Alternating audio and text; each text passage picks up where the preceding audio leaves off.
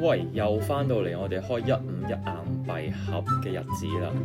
琴日就係話，如果淘寶買嗰啲卡呢，一買翻嚟開新卡嘅時候就見到刮花晒嘅話呢，咁就好大機會係重封包啦。咁樣記得你大家如果係開卡嘅時候呢，就拍定片，咁樣有啲乜嘢事啊都可以攞住份證據去同個商家講，叫佢退款啦。咁如果唔係嘅話，咁你就自己硬食㗎咋。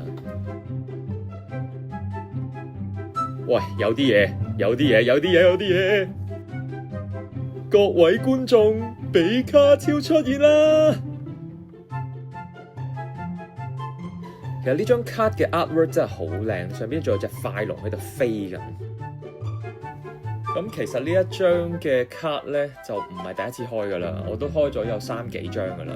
咁只不過今次呢係第一次，亦都係唯一一次呢係拍住片嘅情況下呢開到呢一張卡嘅。咁原因就好簡單啦，因為我呢一盒呢係向淘寶上邊買翻嚟嘅，咁就為咗保障自己嘅利益啦，咁所以先至係拍住片咁嚟到開呢一張嘅啫。咁真係咁好彩開到，咁樣都係嗰句啦。咁證明呢，我今次呢喺淘寶買嘅呢盒呢係 safe 嘅。我估 safe，斷估佢都唔係假卡啦，係嘛？咁我最後都有 check 嘅，咁確實係真卡嚟嘅。張卡依家咧就送咗去美國留學嘅，咁希望我好彩啦，下次再見啦，拜拜。